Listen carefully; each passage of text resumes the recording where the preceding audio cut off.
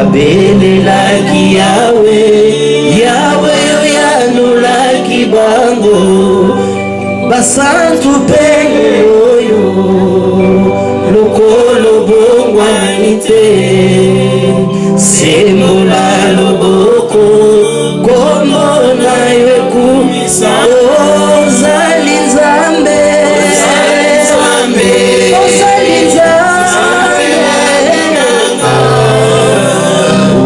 ozali Nzambe, obongwani te, ozali Nzambe, Nzambe abinanga, ozali Nzambe, obongwani te. Tu es vivant pour toujours et pour l'éternité. Tu es celui qui n'a pas changé. Tu es fidèle à tes promesses, Seigneur. C'est pour cela, oh Dieu, nous nous confions à toi. Car nous savons que, oh Dieu, nous serons en aucun jour déçus, Père. Car ceux qui se sont confiés à toi, Seigneur Dieu, ô Père bien-aimé, aucun de ces hommes-là n'a été déçu, Seigneur. Tu es le même hier, aujourd'hui, pour toujours et pour l'éternité. C'est pour cela, Seigneur, nous te demandons, Dieu, de descendre dans ta gloire, d'agir, de guérir. Car ces jours-là, Seigneur Dieu, dans les jours de ta chair, ô Père, tu as poussé des grands cris avec des larmes à celui qui pouvait te sauver. Tu as été exaucé à cause de ta piété. Et tu as appris, quoique Dieu, les souffrances. Tu as appris, oh Dieu, les difficultés des hommes. C'est pour cela que tu es mieux placé pour secourir ceux qui sont dans le besoin. C'est pour cela que nous t'appelons souverain sacrificateur. Non selon l'ordre d'Aaron, mais selon l'ordre de Melchisedec. Sois béni, Seigneur Dieu. Descends dans ta gloire. Viens, Seigneur, guérir. Viens ouvrir les yeux des aveugles. Viens redresser celui qui a les dos courbés. Viens, Seigneur des armées, nous accorder la joie. La joie que le monde est incapable de nous procurer, Seigneur. C'est auprès de toi, ô Dieu, que nous venons chercher refuge. Oui, Éternel des armées. Il est écrit dans leur détresse. Ils crièrent à l'Éternel. L'Éternel envoya la parole et les guérit. Alléluia. Que toute la gloire te revienne à jamais. Au nom de Jésus-Christ, nous avons ainsi prié. Amen. Nous vous saluons au nom de notre Seigneur Jésus-Christ. Nous bénissons les dieux d'Israël, les créateurs de toutes choses, les dieux qui soutient toutes choses par sa puissance, par sa droite. Il est fidèle, il n'a jamais changé. Cet homme de Galilée. Oui, bien-aimé, c'est la joie. C'est la joie de partager la parole du Seigneur. C'est la joie, bien-aimé, de se retrouver dans la maison du Seigneur. Car David dit, je suis dans la joie lorsqu'on me dit, allons à la maison du Seigneur. Oui, bien-aimé, nous partageons cette confession de notre frère David. Car nous savons que c'est dans la maison du Seigneur, c'est là où nous trouvons Aaron. Oui, bien-aimé, je disais que c'est dans la maison du Seigneur que nous trouvons Aaron. Amen. Parce que Aaron travaille dans la maison du Seigneur. Or, la Bible dit, il est doux et agréable des frères de demeurer ensemble. C'est comme l'huile précieuse qui est répandue sur la tête d'Aaron. Voilà pourquoi, bien-aimé, sans Aaron, il ne peut pas y avoir l'huile dans la maison. Il faut qu'il y ait premièrement la présence d'Aaron. Et c'est en ces moments-là que l'huile sera répandue. Parce que l'huile commence sur la tête d'Aaron. Et ça descend sur la barbe d'Aaron. Et là, le vêtement bénéficie aussi d'huile. Que Dieu soit loué. Car la Bible continue pour dire que c'est en ces lieux que Dieu donne la bénédiction. C'est en ces lieux que Dieu donne la vie pour l'éternité. Oui, bien-aimé, la vie pour l'éternité, c'est là où il y a l'huile. Et l'huile, bien-aimé, l'onction, bien-aimé, c'est l'enseignement. Car la Bible dit que l'onction que vous avez reçue demeure. Et c'est cette onction qui vous enseignera toutes les choses.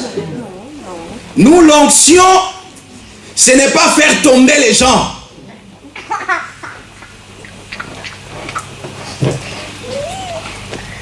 Oui, ça peut arriver.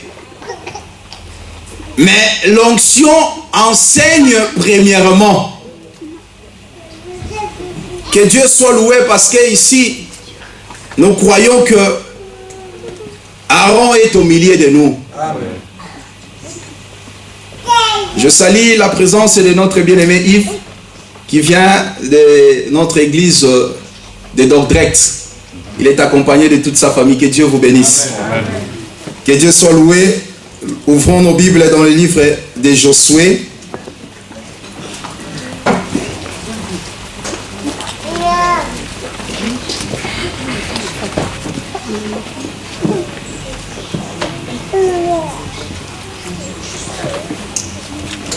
Nous sommes dans le livre de Josué 10.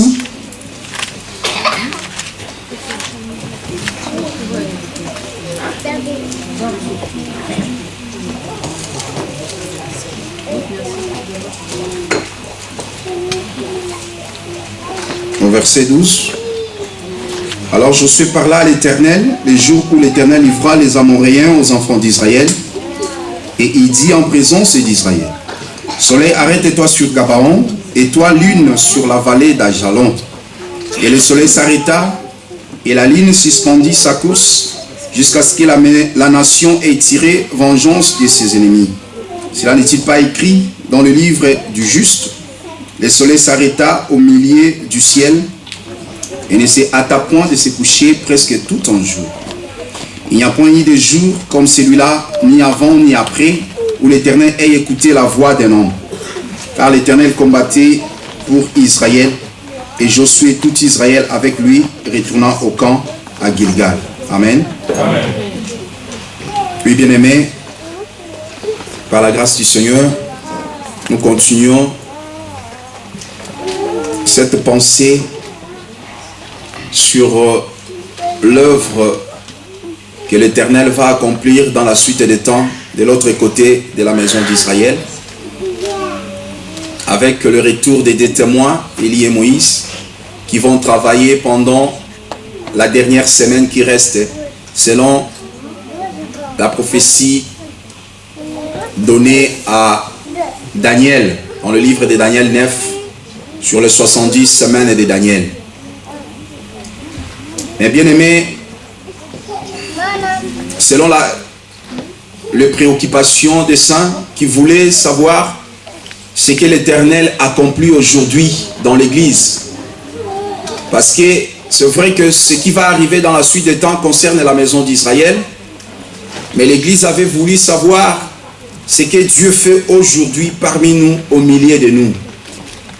Parce que nous avions dit que les 69 semaines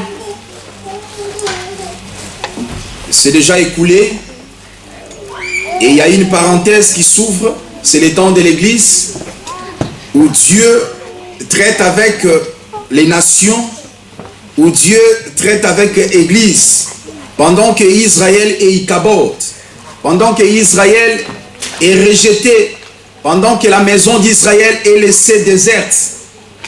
Le Seigneur est avec nous aujourd'hui. Et qu'est-ce que l'Éternel agit, qu'est-ce que l'Éternel fait aujourd'hui dans l'Église du Seigneur? Bien-aimé, on ne peut pas comprendre ce que l'Éternel fait si on ne comprend pas tous ses attributs. Amen. Parce que ce sont les attributs de Dieu qui nous sauvent. Ce sont les attributs de Dieu qui nous guérissent. Ce sont les attributs de Dieu qui nous accordent la paix, le bonheur, la joie, la force. Car bien aimé, chaque attribut de Dieu est utile pour la vie de chacun de nous. Voilà pourquoi l'Église est appelée à comprendre, à connaître ses droits et ses devoirs. Tu dois bien comprendre l'homme que tu appelles ton mari. Ces jours-là, les 10 vierges qui étaient à l'attente de l'époux. C'est ça l'église aujourd'hui. Parce que l'église, ce sont les 10 vierges, et représentées par les 10 vierges qui sont à l'attente de l'époux. Et bien aimé, on attend l'époux avec la lampe. Alors les bien-aimés, Pierre nous dit que la lampe, c'est la parole prophétique qu'on doit bien garder, qu'on doit bien conserver. Parce que, bien aimé, la lampe nous aidera lorsque le son de la trompette, de la dernière trompette retentira. Car la Bible dit, au son de la dernière trompette, au cri de l'archange, qui dira, voici l'époux, les morts en Christ ressusciteront premièrement, et les vivants qui sont restés à l'attente du Seigneur revêtiront l'incorruptible, les corps deviendra les corps incorruptibles, ils revêtiront l'immortalité, car la chair et le sang n'hériteront jamais le royaume des cieux. Amen. Souvenez-vous que lorsque la voix se fit entendre, c'est seulement ceux qui avaient la lampe et l'huile de réserve qui sont parvenus à entrer dans la maison. Voilà pourquoi la Bible nous demande de veiller.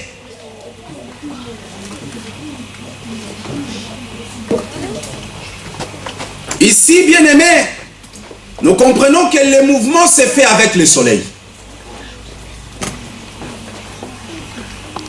Et le soleil dont il est question, nous ne cessons de le répéter, il ne s'agit pas d'un soleil physique.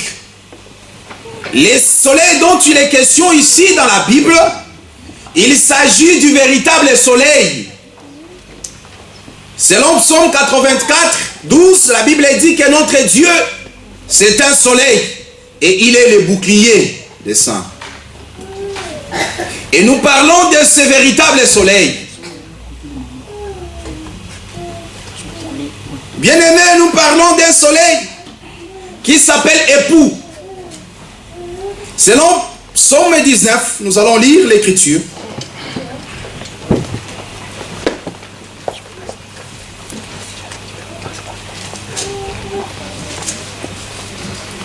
Psaume 19, je commence au verset 3. Les jours en instruisent un autre jour, la nuit en donne connaissance à une autre nuit. Ce n'est pas un langage, ce ne sont pas des paroles, dont le son ne soit point entendu. Leurs retentissements parcourent toute la terre. Leurs accents vont aux extrémités du monde, où il a dressé une tente pour le soleil. Et le soleil semblable à un époux qui sort de sa chambre, se lance dans la carrière avec la joie d'un héros. Il s'élève à une extrémité des cieux et achève sa course à l'autre extrémité. Rien ne se dérobe à sa chaleur. La loi de l'Éternel est parfaite, elle restaure l'âme. Le témoignage de l'Éternel est véritable, il rend sage l'ignorant. Amen. Amen. Vous voyez, le soleil dont il est question ici, la Bible dit le soleil semblable à un époux. Cet époux-là, il sort de sa chambre. La chambre dans laquelle le soleil est sorti, cette chambre s'appelle éternité. Le soleil, il sort de sa chambre, il se lance dans la carrière. La Bible dit, lorsque le soleil sort, il sort comme un héros. Un héros, c'est un homme fort, c'est un homme puissant. Donc nous comprenons que le soleil dont il est question, il est puissant. Le soleil dont il est question, c'est un vaillant homme. Et ce soleil, il est notre époux. Parce que la Bible dit semblable à un époux qui sort. Retenez bien ceci. Et là, nous comprenons que le soleil que Josué arrêta ces jours-là, c'était notre époux. Parce que notre époux, il est un héros. Et c'est l'homme qui combat pour la femme.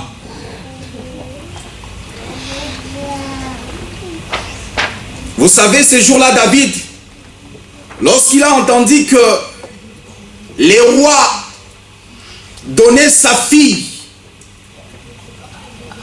à celui qui apportera les 10 prépices, les 100 prépices des Philistins, David n'a pas hésité. Lorsqu'il a compris que la récompense sera une femme, la fille du roi,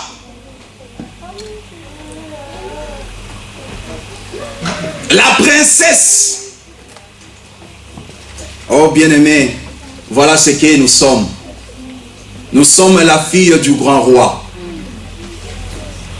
Lorsque David a compris que la récompense sera le mariage, David qui était un vaillant homme, David qui était un héros, il n'a pas hésité, bien-aimé.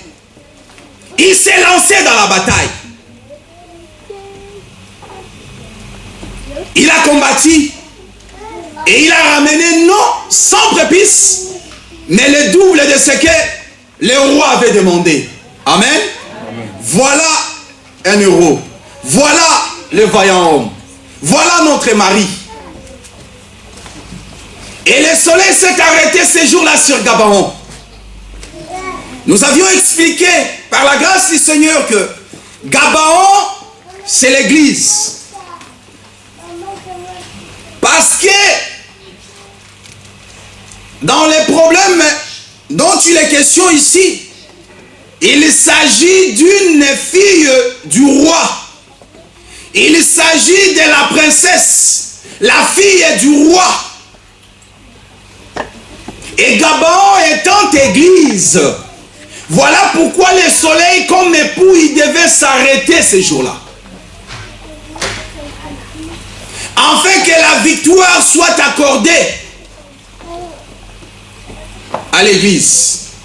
Voilà pourquoi la Bible dit aujourd'hui, nous sommes plus que vainqueurs par celui qui nous a aimés. Amen. Et celui qui nous a aimés, c'est Jésus-Christ qui est notre époux.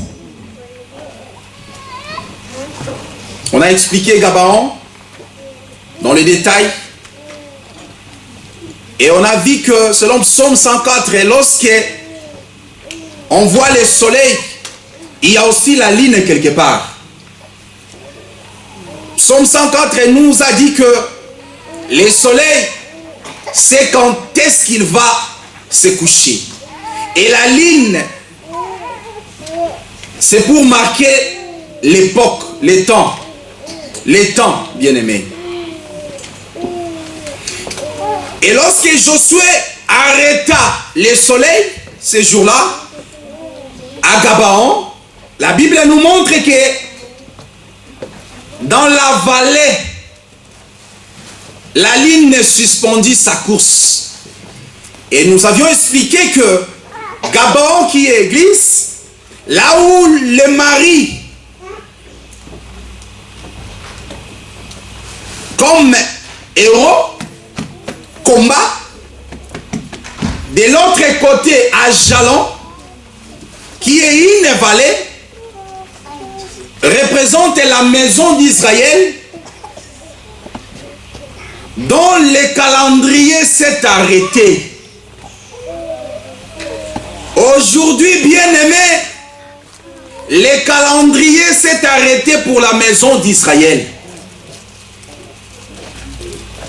Et pendant que le calendrier s'est arrêté, pendant que Israël est dans les ténèbres, l'Église bénéficie de la grande lumière du soleil. Et bien aimé, le soleil, la tsunami te dit ceci: je suis noir mais je suis belle, car c'est le soleil qui m'a brûlé.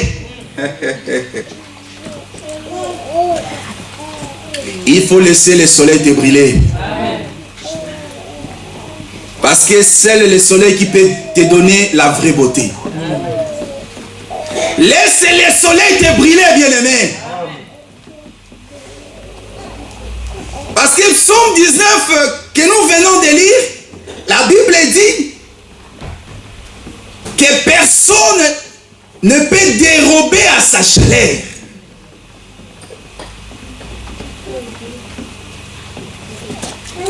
Et on a expliqué que Gabaon était la propriété de Benjamin.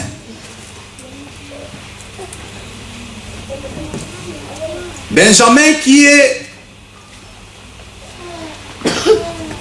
le deuxième fils de Rachel. Et de l'autre côté, Ajalon a été attribué aux enfants de Dan, aux Danites. Or, Dan, il est fils de Bilia, né d'une autre femme. Parce que nous avions expliqué que Jacob avait 4 femmes. 2 femmes mariées officiellement et 2 concubines qui autrefois étaient servantes de ces femmes, Bilia et Zilpa. Et Dan avait comme propriété Ajalon. Et nous avions dit que Ajalon représente Israël. Mais ici, nous voulons expliquer Benjamin qui avait comme propriété Gabaon. Gabaon égale à église. Gabaon c'est toi, Gabaon c'est moi. Là où le soleil s'est pointé, là où le soleil s'est arrêté, bien-aimé, pour qu'avec Josué, le peuple de Dieu, l'église du Seigneur obtienne la victoire. Et on voulait comprendre qui était Benjamin.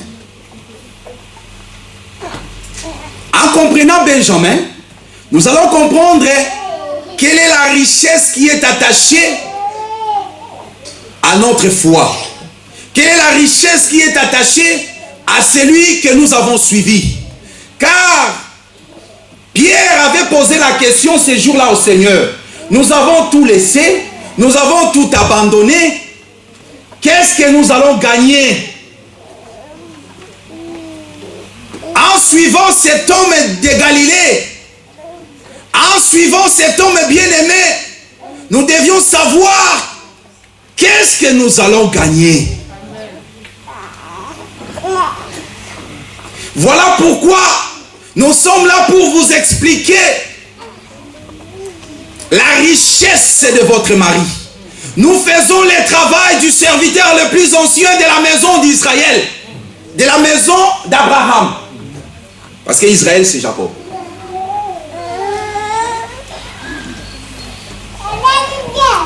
Les serviteurs les plus anciens de la maison d'Abraham, il avait pour mission de chercher l'épouse pour Isaac. Et lorsqu'il est allé chercher l'épouse, il devait parler d'Isaac et d'Abraham. La richesse d'Abraham, la richesse d'Isaac. Pour attirer la jeune femme. Oui, bien-aimé, notre mari est tellement riche. Qui est Benjamin? Nous avions vérifié dans les Écritures. On a lu Genèse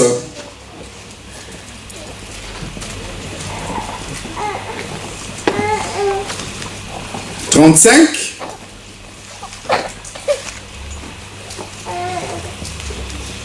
Il fallait faire un résumé pour ceux qui sont venus pour la première fois, afin que nous puissions plonger ensemble. Genèse 35, je commence au verset 16.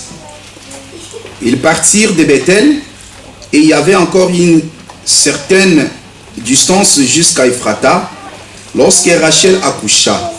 Elle eut un accouchement pénible. Et pendant les douleurs de l'enfantement, la sage-femme lui dit: ne crains point, car tu as encore un fils. Et comme elle allait rendre l'âme, car elle était mourante, elle lui donna le nom de Ben-Oni. Mais le père l'appela Benjamin. Rachel mourut et elle fut enterrée sur le chemin d'Ephrata, qui est Bethléem. Jacob éleva un monument sur son sépulcre. C'est le monument du sépulcre de Rachel qui existe encore aujourd'hui. Amen. Ici, la Bible nous parle de Rachel. Jacob qui quitte la maison de Laban avec toute sa famille et toutes ses femmes. La Bible dit que de Bethel, sur le chemin de Bethel à Bethléem, Rachel était saisie de la douleur de l'enfantement. Et la Bible dit que Rachel enfantant sur les chemins un enfant mâle. Après l'enfantement, Rachel mourut. Mais avant de mourir, il donna le nom à l'enfant. Il dit: cet enfant s'appellera Ben-Oni. Ça, c'était Rachel. Mais le père dit: moi, papa, je donne à cet enfant le nom de Benjamin. Et là, nous voyons que le même enfant portait des noms. Ben-Oni, qui veut dire le fils de ma douleur. Benjamin, qui veut dire les fils de ma droite. Et nous avions ici expliqué que pour Rachel, l'enfant était le fils de sa douleur. Or, la douleur en question, c'est-à-dire que l'enfant devait porter toute la douleur de cette femme, Rachel. De l'autre côté, pour le père, l'enfant s'appelle Benjamin, le fils de ma droite. Et on a expliqué que parler de la droite du père, parler de la droite, c'est parler de la force, c'est parler de la puissance. Et nous comprenons que cet enfant-là devait avoir en lui toute la puissance du Père. Voilà pourquoi nous avions cherché dans les Écritures, selon la prophétie, selon la bénédiction de Moïse à l'égard de Benjamin, il a appelé Benjamin les bien-aimés de l'Éternel. Il n'a pas dit les bien-aimés de Jacob. Non. Il a appelé les bien-aimés de l'Éternel. Or, Jésus-Christ, lorsqu'il est venu, bien-aimé, la Bible nous dit que dans Matthieu 3, 16, lorsque Jésus-Christ fut baptisé, en sortant de l'eau, le ciel s'est ouvert et une voix se fit entendre du haut des cieux: celui-ci est mon fils bien-aimé à qui j'ai placé toute mon affection. En d'autres termes, toute mon affection veut dire le cœur du Père, la force du Père habiter dans ce corps de Jésus-Christ. Et nous avons compris que voilà pourquoi on a compris que Jésus-Christ, dans ce corps-là de Jésus-Christ, habitait toute la plénitude de la divinité. Amen. Amen. C'était tout Dieu sur la terre.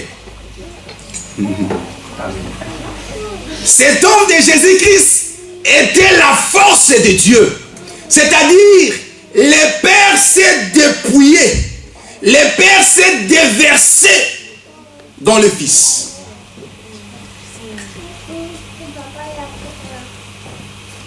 Fils de ma droite. Là, nous voyons Jésus-Christ fort. Jésus-Christ puissant. Voilà pourquoi ces jours-là, lorsqu'ils sont venus pour les saisir, bien-aimé, personne, en tant que fils de la droite du Père, personne ne pouvait mettre la main sur cet homme. Lorsqu'il s'est présenté, c'est moi Jésus, on voulait les saisir, ils sont tous tombés.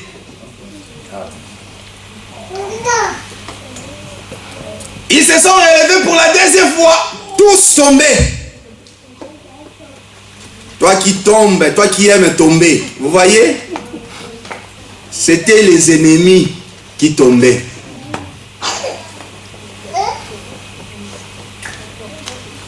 Parce qu'il y a des gens qui pensent que si on prie pour lui et qu'il ne tombe pas, c'est qu'il n'y a rien.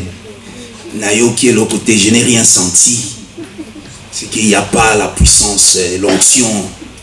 Je devais sentir.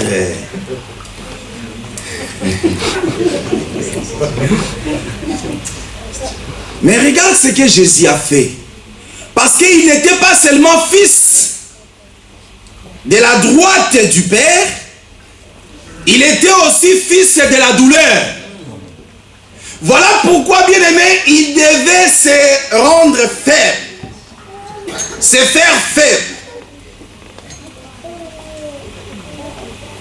Parce que, bien aimé, on a expliqué que Rachel représente tout un sacerdoce. Parce que Paul nous a aidés dans le livre de Galates 4, lorsqu'il a parlé d'Abraham et de ses deux femmes. Il nous a expliqué que les deux femmes, ça signifie des alliances. Et là, nous avons compris que Rachel ici, qui enfante, représente tout un sacerdoce. Parce que Pierre nous aide aussi à comprendre que Dieu nous a fait un sacerdoce royal. Nous sommes un sacerdoce royal. Nous sommes le temple de Dieu. Nous sommes des pierres vivantes, comme lui-même Jésus-Christ est une pierre vivante. Pour former l'édifice, pour former la maison de Dieu, pour former un saint sacerdoce. Et le Fils, c'est lui qui devait porter la souffrance, la douleur, le malheur de toute cette alliance. Oui, bien-aimé, la croix qu'il a accepté de porter, c'était ta maladie. La croix qu'il a accepté de porter, ce sont tes souffrances. La croix qu'il a accepté de porter, bien-aimé, ce sont tes difficultés aujourd'hui.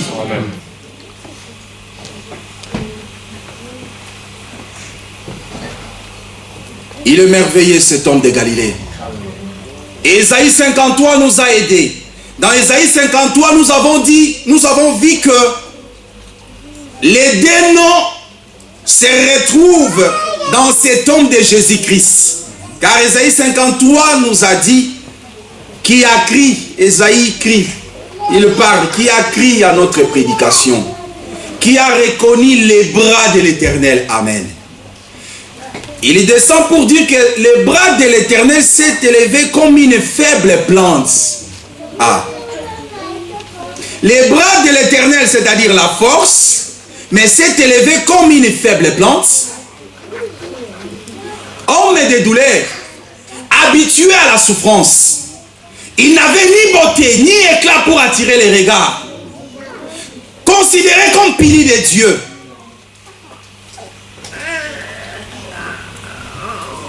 Mais il a souffert, pas à cause de ses péchés. Le châtiment qui nous donne la paix est tombé sur cet homme. Il a porté les souffrances, les douleurs de plusieurs, les péchés de plusieurs. Vous voyez? Il est le bras de l'Éternel, c'est-à-dire la force de Dieu. Il est en même temps celui qui porte la douleur d'une femme. Nous avions dit ceci, que Benjamin, il est né entre Bethel et Bethléem. Il est né sur le chemin. Alors Benjamin, qui est le Seigneur Jésus-Christ, le bien-aimé de l'Éternel, né sur le chemin. Pourquoi il devait naître sur le chemin entre Bethel et Bethléem? C'est quoi Bethel? Bethel veut dire la maison de Dieu. C'est quoi Bethléem? Bethléem veut dire la maison du pain. Et lui, bien-aimé, il est sur le chemin. Tu ne peux pas trouver la maison de Dieu sans passer par ce chemin. Tu ne peux pas trouver la maison du Père sans passer par ce chemin. Car il a dit, je suis le chemin, la vérité et la vie. Nul ne vient au Père que par moi. Amen. Voilà Bethléem. L'enfant est né sur le chemin. Parce que cet enfant était le chemin. Tu ne peux pas voir la maison du Seigneur. Tu ne peux pas hériter le royaume des cieux sans croiser le Seigneur Jésus-Christ sur ton chemin. Or, le Jésus que nous vous prêchons, bien-aimés, Paul nous dit, si on avait connu Jésus dans la chair, aujourd'hui nous ne le connaissons pas de cette manière. Aujourd'hui, nous vous prêchons Christ est crucifié. Le sang coulé.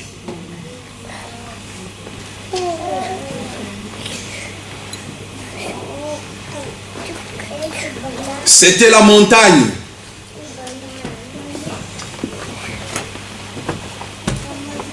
Gabaon. Et de l'autre côté, c'était la vallée. Bethléem. Nous allons par la grâce du Seigneur vérifier Matthieu. Lisons Matthieu 5.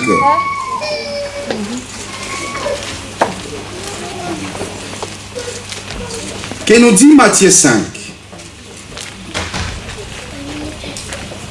Je commence au verset 13. Matthieu 13 nous dit, vous êtes le sel de la terre. Mais si le sel perd sa saveur, avec quoi la lui rendra-t-on? Il ne sert plus qu'à être jeté dehors et foulé aux pieds par les hommes. Vous êtes la lumière du monde. Une ville située sur une montagne ne peut être cachée. Et on n'allume pas une lampe pour la mettre sous les boisseaux, mais on la met sur les chandeliers et elle éclaire tous ceux qui sont dans la maison. Que votre lumière luise ainsi devant les hommes, afin qu'ils voient vos bonnes œuvres et qu'ils glorifient votre Père qui est dans les cieux. Jésus-Christ dit ceci, que nous sommes les sels du monde.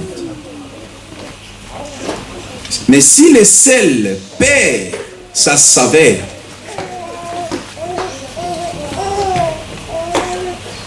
il ne sert plus à rien. Il continue, il dit, vous êtes la lumière du monde. En tant que la lumière du monde, bien-aimé, nous avions dit que il n'y a que le soleil qui peut produire la lumière. Amen. On ne peut pas avoir la lumière sans le soleil.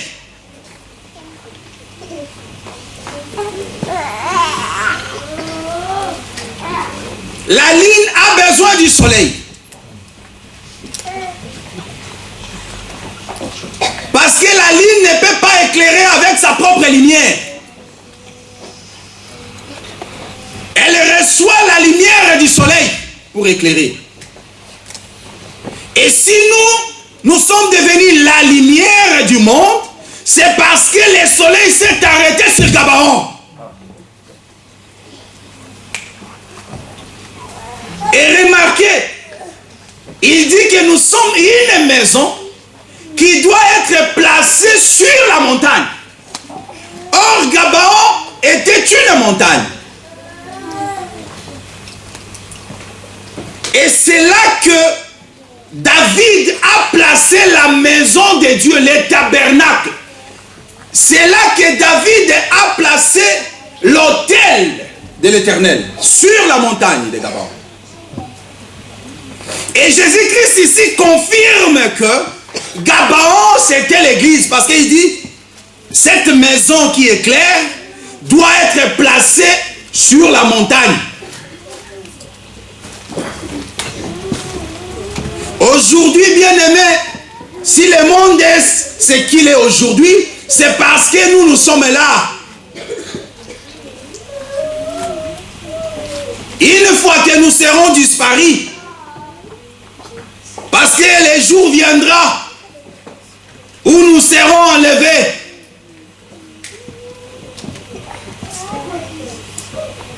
Nous sommes les pèlerins dans ce monde.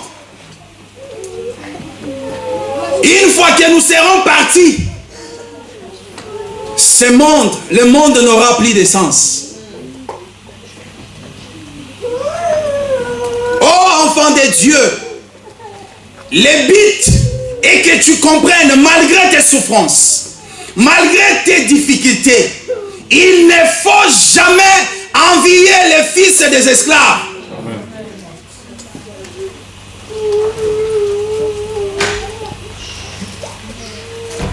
Nous sommes les fils du roi des rois.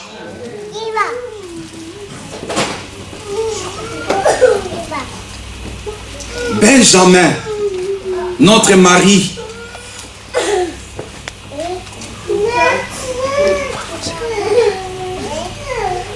regarde ce qui s'est passé. Parce que vous allez remarquer que nous parlons de Benjamin qui est né entre Bethel et Bethléem. Et nous avions expliqué que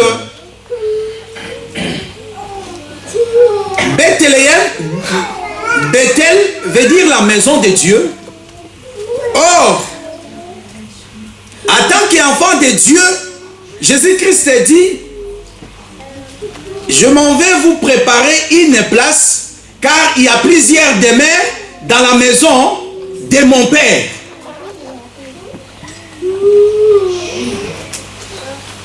C'est là que Philippe voulait savoir, mais comment on va faire pour aller dans cette maison-là? Hein? Je crois que c'est ça. Hein? Jean 6. Hein? Cherchons cette écriture-là.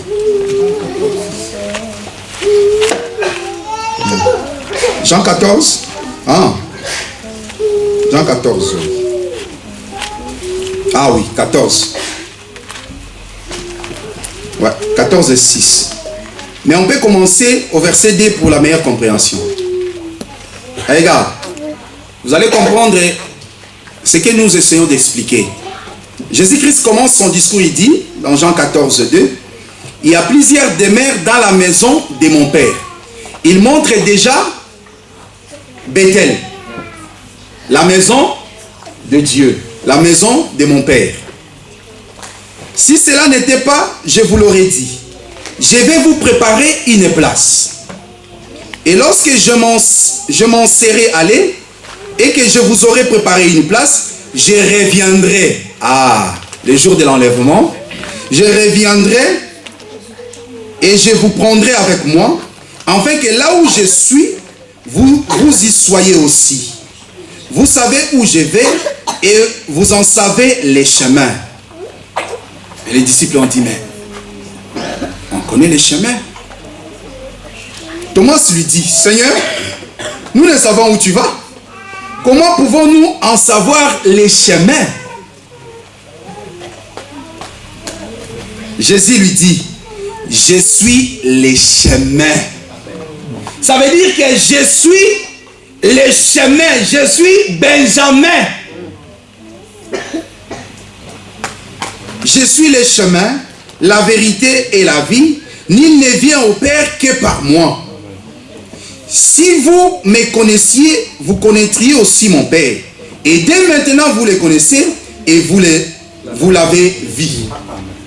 Philippe lui dit, Seigneur, montre-nous le Père et cela nous suffit. Jésus lui dit, il y a si longtemps que je suis avec vous et tu ne m'as pas connu, Philippe. Celui qui m'a vu a vu le Père. Amen. Amen. Voilà pourquoi nous croyons que c'est lui qui marchait avec Philippe, c'est lui qui marchait avec Jean, c'est lui qui dormait avec Pierre. Il était Dieu lui-même, mais dans sa faiblesse.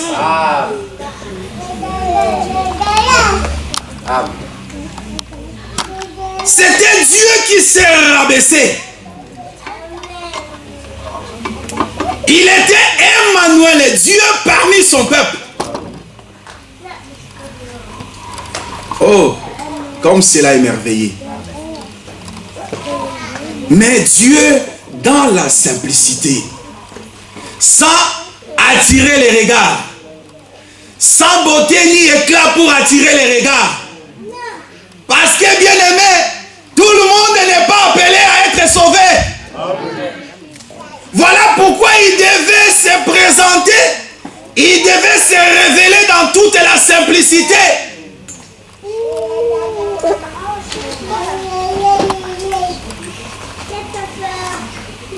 Dans toute la simplicité, bien-aimé. Regarde ce qui s'est passé ces jours-là. Lorsque l'enfant est né à Ephrata, à Bethléem, la maison de pain. La Bible dit tout Israël était dans l'ignorance.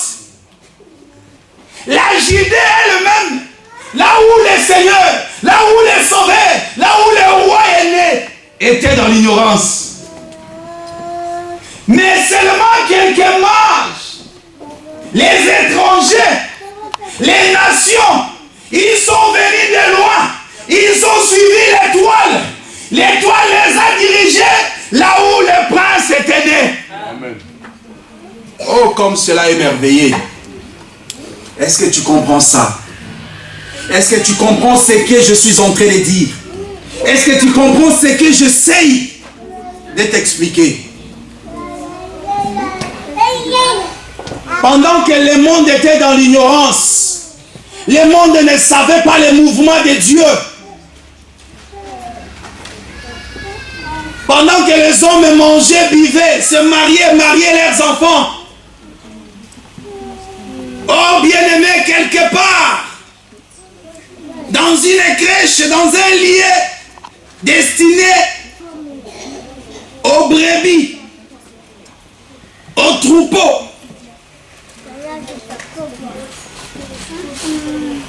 le Seigneur a choisi ces lieux pour naître, pour venir au monde.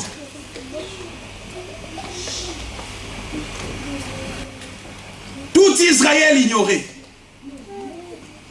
Mais les mages sont venus de loin. Lisons ça ensemble, comme ça nous allons comprendre. Parce que le but est de comprendre. Vous allez remarquer que cet enfant, Jésus-Christ, est né à Bethléem.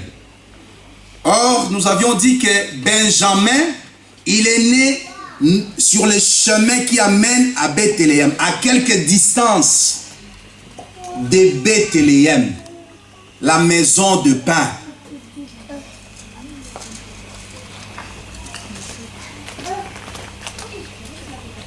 La Bible dit ceci. Matthieu 2.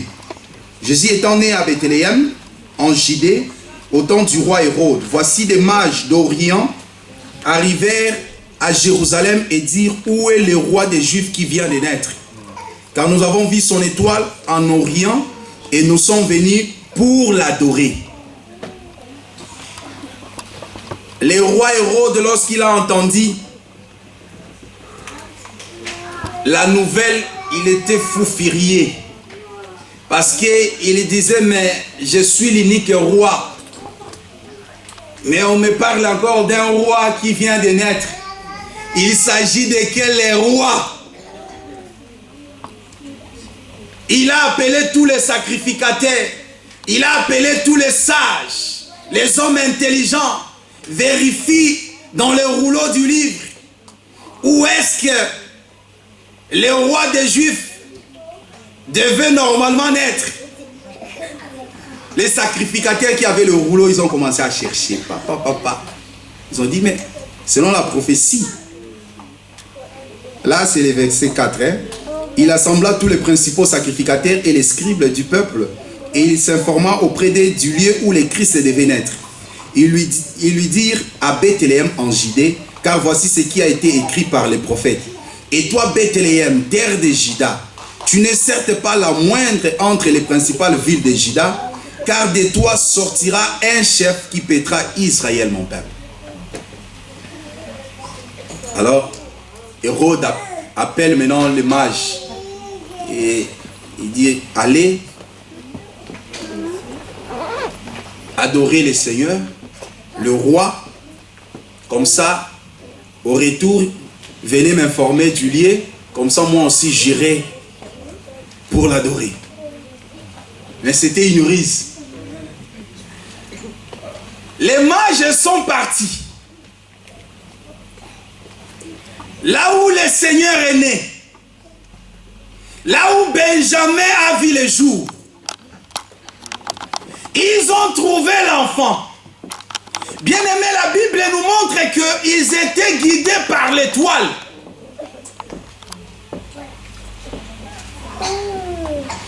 Or, l'Apocalypse nous dit, lorsque l'Apocalypse parle de cette église, Jean pose la question, il voulait savoir, c'est quoi les chandeliers? C'est quoi cette vision? L'ange lui répond, il dit, les 7 chandeliers, ce sont les 7 églises. Et les 7 étoiles, ce sont les anges des 7 églises. Nous comprenons que l'étoile veut dire ange. L'ange, chaque église avait un ange. Nous comprenons que l'ange parle du ministère. Amen. Voilà pourquoi dans le livre de Daniel, la Bible dit: ceux qui auront prêché la justice brilleront comme les étoiles. Et là, nous comprenons que l'étoile qui montrait les chemins, c'était le ministère qui guidait les mages jusqu'à l'endroit où l'enfant devait naître. Amen. Et aujourd'hui, bien aimé, le ministère a pour objectif de nous montrer là où l'enfant est né. Est-ce que vous comprenez ça? Le but du ministère, Dieu a donné le ministère pour nous montrer où se trouve le fils, l'enfant mâle. Et les mages, vous allez remarquer qu'ils avaient l'enseignement, parce que le ministère vient avec l'enseignement. Lorsqu'on parle du ministère, il n'y a pas le ministère si c'est de la délivrance, si c'est quoi là, il donne des noms comme ça. Le ministère de la récupération, si c'est quoi. Donc il y a tant de noms. Non, il n'y a que le ministère de la parole. Oh, mon ministère, c'est la prospérité. Le ministère de la prospérité. Dans mon église, si tu viens, tu seras prospère, tu seras béni. Non, on n'a pas vu ça dans la Bible. Mon ministère, c'est le ministère de mariage. Dans mon église, si tu viens, tu vas rencontrer les mariages. Non, il n'y a que le ministère de la parole. Parce que la parole produit toutes les choses. Amen. La parole que nous vous prêchons, c'est la parole du commencement. Or, au commencement était la parole, et c'est la parole qui appelait à l'existence tout ce qui n'existait pas. Amen. Si tu as la parole, tu auras le mariage. Amen. Si tu as la parole, tu auras le travail. Amen. Si tu as la parole, tu auras le séjour. Amen. Car la parole a créé les visibles et les choses invisibles. Amen. La parole a créé trône et dignité. Amen. Si tu veux la gloire, bien aimé, c'est la parole qui va te l'accorder. Amen. Ça ne se force pas. Ils ont reçu l'enseignement. Les mages étaient enseignés. Voilà pourquoi lorsqu'ils viennent adorer, on adore, bien aimé, avec la connaissance. Ils viennent adorer, ils ont apporté les présents. Ils ont apporté l'or, ils ont apporté la sang, ils ont apporté la myrrhe. Et c'est là, bien aimé, c'est ce qui était cet enfant-là. L'enfant était tout ce qu'on lui a apporté. Parce que bien aimé, l'adoration c'est quoi? Dire à notre Seigneur ce qu'il est. Amen.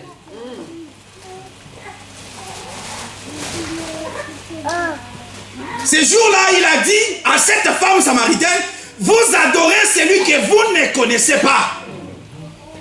Si tu ne le connais pas, ton adoration est nulle.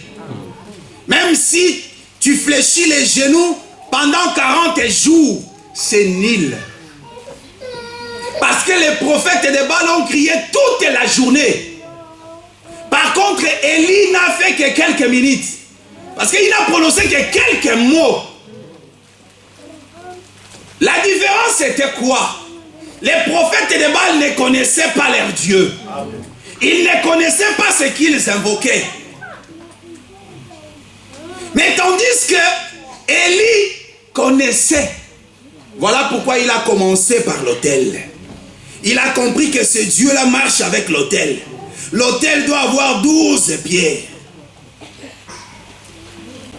Et après l'autel, on doit placer l'offrande.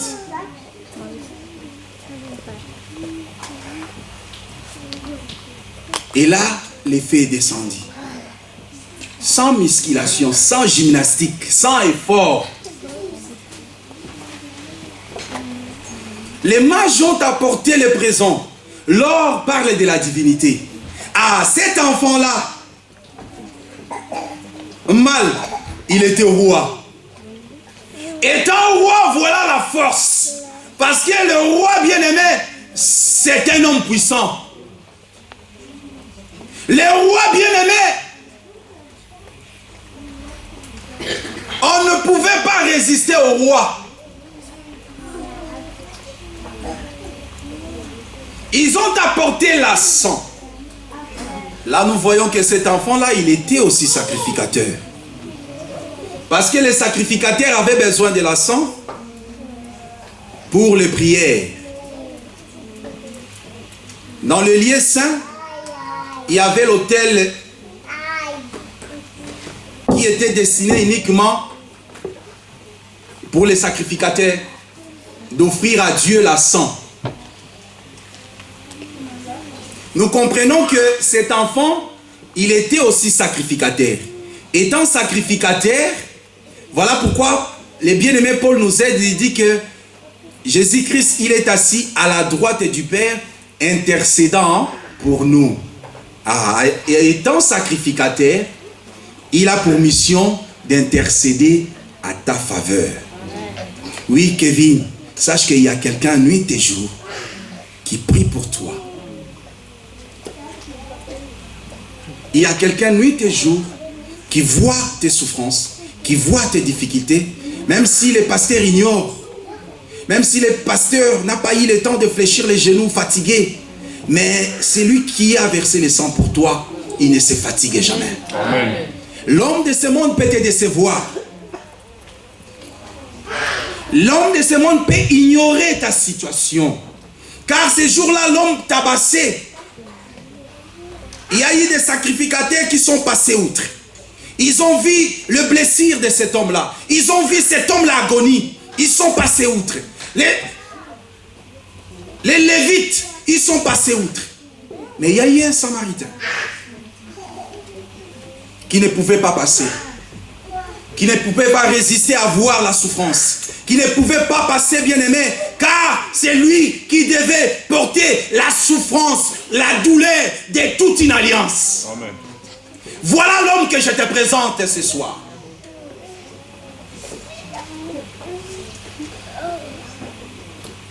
Ils ont apporté aussi de la myrrhe. Ah, la myrrhe, on utilisait ça pour embaumer. C'est-à-dire, ils savaient que cet homme-là, c'est lui qui devait connaître la mort.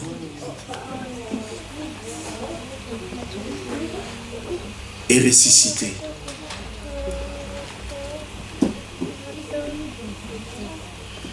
Avec ces trois choses que les mages ont apportées, cela définissait les attributs de cet homme de Galilée. Il est roi, il est sacrificateur, il est celui qui est mort et ressuscité. Parce que lorsque Jean l'a vu, Jean a vu un autre Jésus.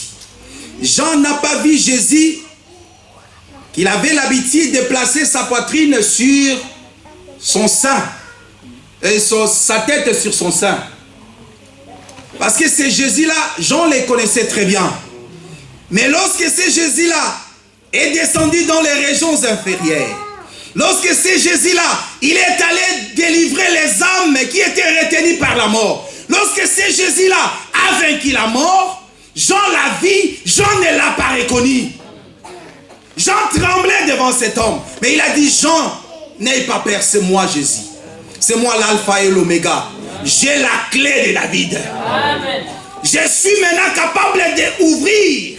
Personne ne pourra fermer. Je peux maintenant fermer et personne ne pourra ouvrir. Amen. Oh ma sœur, mon frère, pourquoi tu as peur des sorciers?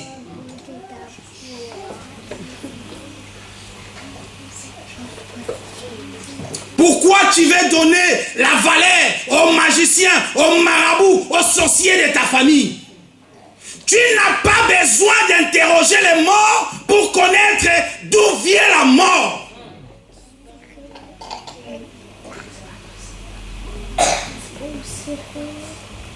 Si tu veux connaître, interroge celui qui a vaincu la mort. Amen. Et celui qui a vaincu la mort, c'est une seule personne, c'est Jésus de Nazareth. C'est lui qui a le pouvoir de donner et de reprendre.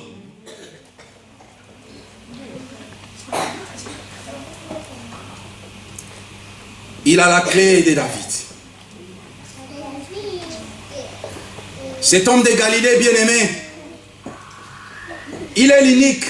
Lorsque Hérode a compris que, parce que les mages divinement avertis, ils ne sont plus retournés auprès d'Hérode. Ils sont partis chez eux. Hérode a appris il a compris qu'il était joué par les mages. En colère, il va à Bethléem. Il massacre. Il tue tous les enfants de 2 ans.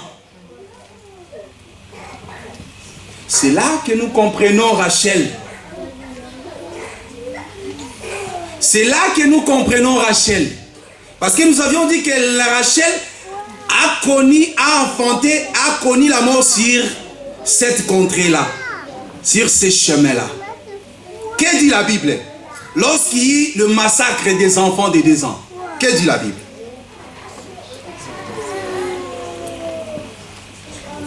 Matthieu 2, 13.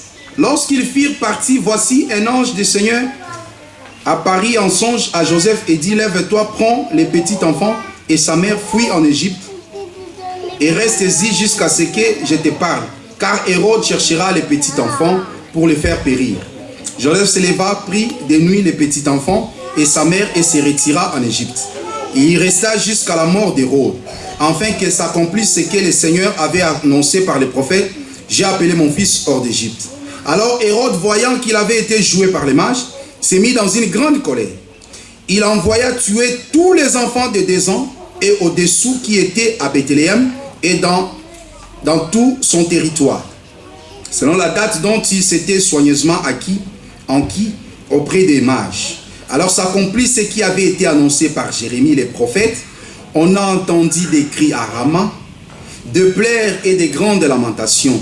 Rachel pleure ses enfants et n'a pas voulu être consolée parce qu'ils ne sont plus. Amen. Amen. Regarde ce qui se passe. On tue les enfants de 2 ans, mais la Bible dit que c'est l'accomplissement d'une prophétie.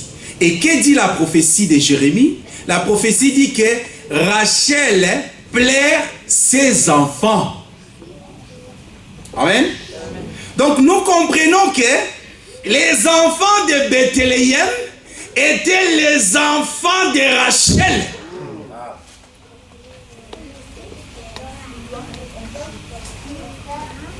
Rachel pleure ses enfants. Voilà, c'est ça la douleur de la maman. Voilà la douleur de la femme. Rachel pleure ses enfants. Rachel ne veut plus être consolée parce que ses enfants ne sont plus là. Mais Jérémie avait continué sa prophétie. Lisons Jérémie 31. C'est très intéressant de comprendre. Parce que si tu t'arrêtes là, on dirait que bon, Rachel ne sera pas consolée.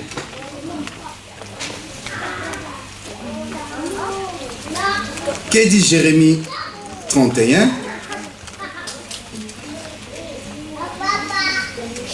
Jérémie 31, 15. Je commence au verset 15. Ainsi parle l'Éternel, on entend des cris à Rama, des lamentations, des larmes amères. Rachel pleure ses enfants. Elle refuse d'être consolée sur ses enfants, car ils ne sont plus. Ainsi parle l'Éternel, retiens tes pleurs. Ah, ça devient maintenant intéressant. Que dit maintenant le Seigneur? Le Seigneur dit, retiens tes larmes. Retiens les larmes de tes yeux, car il y aura un salaire pour tes œuvres, dit l'Éternel. Ils reviendront du pays de l'ennemi. Il y a de l'espérance pour ton avenir, dit l'Éternel. Tes enfants reviendront dans leur territoire. Les enfants tués, mais la Bible dit que retiens tes larmes, car ces enfants-là reviendront. Ça veut dire quoi? Ça veut dire quoi ces choses? Comment les enfants qui sont morts reviendront encore? Gloire soit rendue à Dieu. Parce que lorsqu'on a tué les enfants de Rachel, il y a un enfant que la mort n'a pas pu les retenir. Il y a un enfant qui a fui, qui est sorti des tombeaux. Souvenez-vous bien aimés, lorsqu'on a lu l'écriture, la nuit déjà, Joseph a pris l'enfant mâle, il est sorti avec lui. Donc, les restes des enfants de Rachel ont connu la mort. Or, nous avions expliqué que Rachel parle de cette alliance. C'est-à-dire les enfants de Rachel, c'est toi et moi. Et Rachel, dans la douleur, il faut que Rachel soit consolée. Et celui qui viendra au secours de Rachel pour consoler Rachel, pour ramener les enfants de Rachel à la vie, c'est celui que la mort ne l'a pas réussi, ne l'a pas retenu. Et cet homme, c'est Benjamin. Et cet homme, c'est Jésus-Christ. Voilà pourquoi ces jours-là, bien-aimés, lorsque la mort a retenu cet homme de... Comment il s'appelle encore? Lazare. Que Dieu te bénisse bien. La mort a retenu Lazare. Mais parce qu'il y avait un des fils de Rachel, il est venu ôter cette mort, éloigner cette mort. Il a dit, Lazare, sors du tombeau. Bien-aimé, aujourd'hui, peut-être, Hérode t'a déjà tué. Aujourd'hui, bien-aimé, Hérode crie victoire. Les choses ne marchent pas. Aujourd'hui, bien-aimé, il n'y a pas de mariage. Aujourd'hui, bien-aimé, tu es dans les difficultés. Aujourd'hui, bien-aimé, tu es dans les problèmes sérieux. Hérode crie victoire. Hérode croit qu'il a tué les enfants de 2 ans. Mais il y a un enfant qu'Hérode n'a pas pu les tuer. Et cet enfant-là, c'est lui notre délivrance. Cet enfant-là, c'est lui qui va nous restituer ce que nous avons perdu aujourd'hui. Cet enfant-là, c'est lui qui va nous donner, bien aimé, ce que nous manquons aujourd'hui. Parce qu'Hérode ne peut pas attaquer tout le monde. Hérode n'attaque que les enfants de 2 ans. Voilà, tu te poses des questions. Pourquoi le malheur? Pourquoi tant de malheur? Pourquoi tant de souffrances? Parfois tu regardes ceux du monde, tes amis, ils vivent dans la prostitution, ils vivent dans le mensonge, ils vivent dans une vie, je ne sais pas moi comment, mais ils parviennent à avoir facilement. Ils trouvent l'argent facilement. Ils ont le séjour facilement. Viens, ils demandent l'asile. 1 mois, 1 année. Positif. Tu te poses des questions. Mais comment? Les choses ne marchent pas dans ma vie. Tandis que ceux qui sont du dehors, les choses paraissent faciles. Parce que toi, tu as un problème avec Hérode. Ceux qui veulent vivre pieusement, la Bible dit, ils seront persécutés. Tu as un problème avec Hérode. Voilà pourquoi des fois les choses paraissent compliquées. Mais bien aimé, il y a de l'espérance. Car la prophétie dit, retiens tes larmes.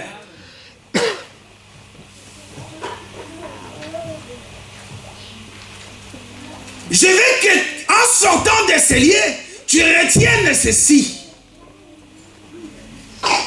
Retiens tes larmes. Retiens tes larmes, car il y a une consolation pour toi. Les enfants de 2 ans. Mais est-ce que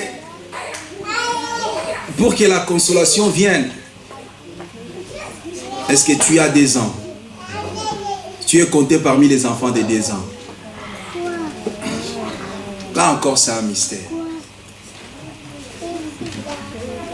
Il faut avoir 2 ans. Je ne sais pas. Hein? Oui, ça je ne sais pas. Prochainement, on va expliquer les enfants de 2 ans. Et tu vas chercher si réellement tu es un enfant de 2 ans. Parce que si tu n'es pas l'enfant de 2 ans, la prophétie de Jérémie ne te concerne pas. Il faut être l'enfant de 2 ans pour que cette prophétie, pour que tu trouves ta part dans cette prophétie. La consolation.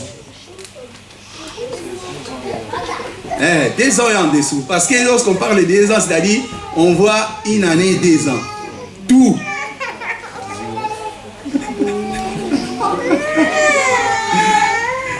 Oh bien-aimé, cet homme de Galilée, il est là. La résurrection, c'est pour nous. Tu vas récupérer ce que tu as perdu. tu auras ce que tu n'as pas aujourd'hui. Parce qu'il est vivant. Cet homme de Galilée n'a pas changé.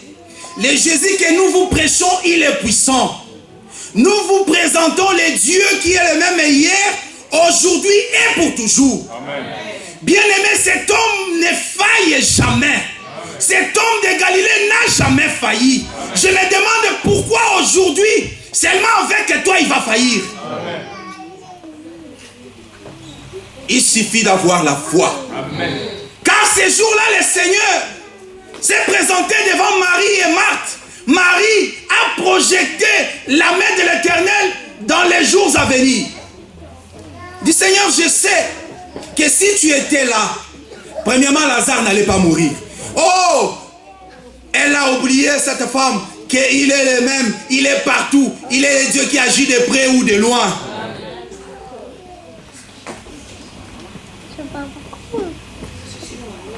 Il a oublié que ce Dieu-là que nous prêchons, que ce Dieu-là qui les enseignait, il est omniprésent. Il dit, Seigneur, si tu étais là, il est toujours là présent. Il a fait la promesse. Il a dit, je ne t'abandonnerai pas. Je ne vous laisserai pas. Je serai là tous les jours avec vous jusqu'à la consommation des temps. Cette absence, tu crois qu'il n'est pas là? Non, je te dis qu'il est là. Parce qu'il voit ce qui se passe. Il connaissait. Il a dit aux disciples, Lazare dort. Il connaissait la maladie de Lazare. Il connaît ta maladie. Il connaît ta souffrance. Il connaît ton problème. Il connaît tes difficultés. Il voit tes plaies. Quand tu t'enfermes dans la chambre et que tu pleures, il te voit. Il te voit. Mais il a entendu. Il a dit, le soleil ne se présente pas avant le 4e jour. Comment moi, le soleil, je peux me présenter au 2e, 3e jour? Le soleil a pris le corps le 4e jour. Il devait attendre le 4e jour. Le 4e jour arrivé, lorsqu'il vient, Marie ou je ne sais pas, Marthe, vient à sa rencontre et dit, Seigneur. Il a dit, oui, il va, je vais le réveiller. Il dit, mais Seigneur, je sais, à la résurrection des morts. Oh, femme de paix de foi. Qui te dit que ça serait après 15 ans? Qui te dit que ça serait après 5 ans? Bien-aimé, aujourd'hui, si tu crois, tu verras la gloire de Dieu. Amen.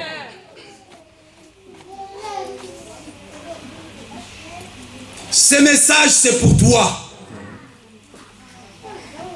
Si tu crois, tu verras la gloire de Dieu. Amen. Ne t'ai-je pas dit, si tu crois, tu verras la gloire de Dieu?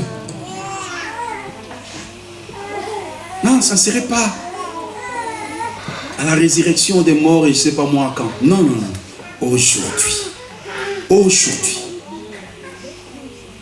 Aujourd'hui, Lazare ne sera plus compté parmi les morts. Rachel sera consolée. Oui, bien-aimé, tu seras consolé. Tiens-toi debout. Si cette parole te concerne, mets-toi debout. Si cette parole te concerne, mets-toi debout. Les chantres, nous allons chanter.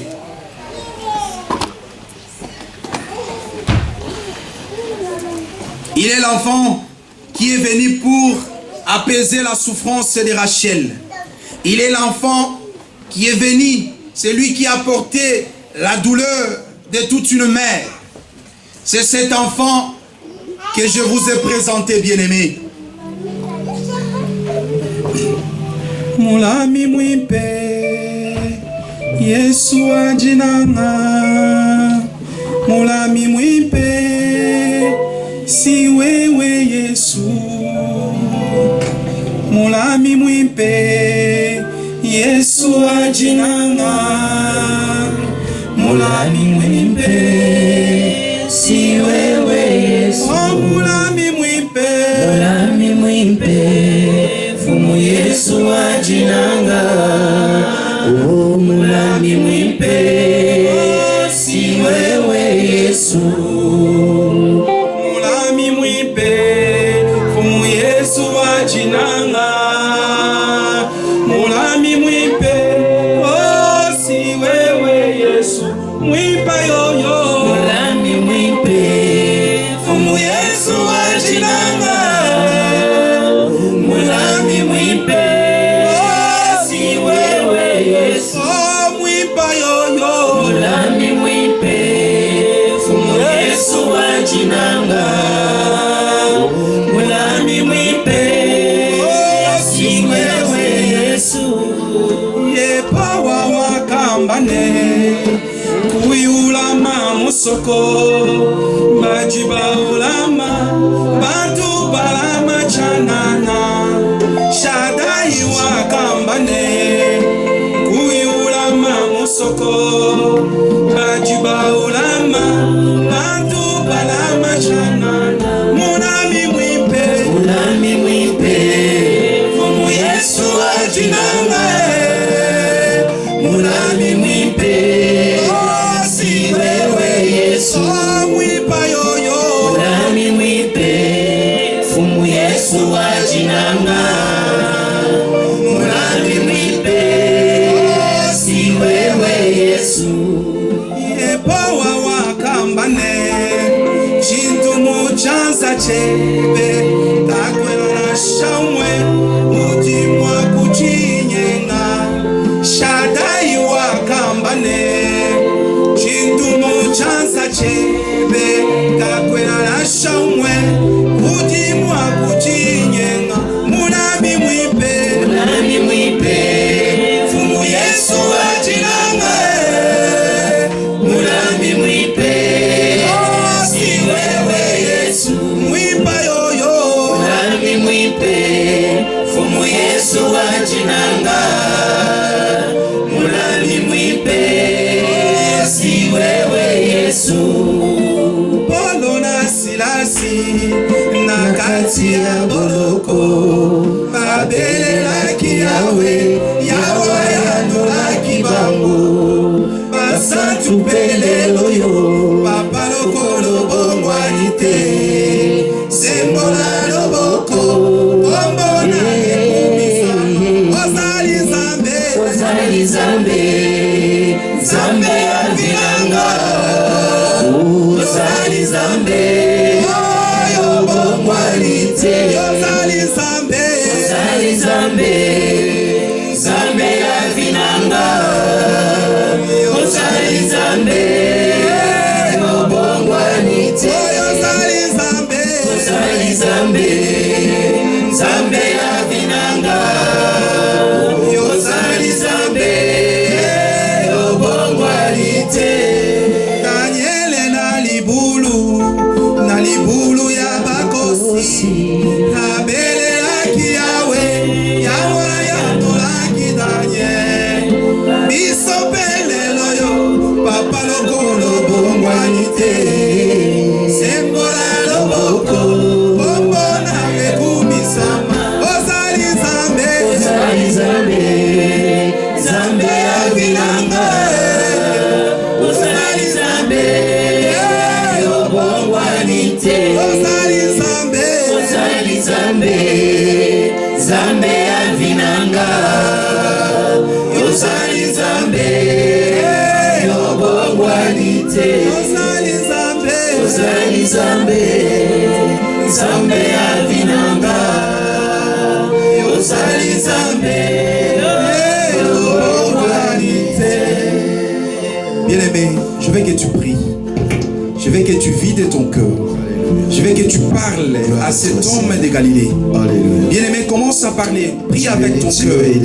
Ne prie pas avec ton intelligence, mais je veux que tu pries avec ton cœur. S'il te plaît, si tu sens que tu as besoin de fléchir les genoux, n'hésitez pas. Car la Bible dit tout genou fléchira devant cet homme de Galilée. Bien-aimé, exprime-toi. Parle Parle-lui. Prends ton temps. Il est vivant, cet homme de Galilée. Il est présent en ces lieux. Il écoute nos prières. Il est celui qui vient pour donner la vie. Il est celui qui vient ôter la mort. Oui, bien-aimé, Lazare est ressuscité. Lazare n'est plus compté parmi les morts. Lazare n'est plus dans les tombeaux. Oh Jésus. Oh Jésus. Oh Jésus. Oh Jésus. Tu as échappé à afin de nous sauver, oh Dieu. Touche Adonai. Puissions rentrer. Convainc le cœur maintenant, Seigneur. Oh, Résous les problèmes maintenant, Yahweh Shalom. Viens donner la vie. Viens donner la consolation. Viens éclairer le chemin. Viens nous montrer les chemins. Parce que tu es le chemin. Parce que tu es la vérité. Parce que tu es la vie. Oh Seigneur des armées. Oh Dieu véritable. Oh Dieu puissant créateur. Tu es l'homme du milieu. Tu es l'apôtre de notre merci pour le salut. Yahweh agit. Merci pour le salut. Yahweh voit, Seigneur. Merci pour le Yahweh salut. console le cœur. Échapper à Yahweh guérit, Seigneur des armées. Seigneur. Car c'est toi qui as promis à Rachel. Seigneur, le Dieu Tu as promis la guérison. Tu as promis le salut. Tu as promis la consolation. Tu as promis, oh Dieu, de la joie, le soulagement, de la liberté, la délivrance. Agis maintenant. Agis maintenant, Dieu des cieux. Agis maintenant dans la vie de mon échappé.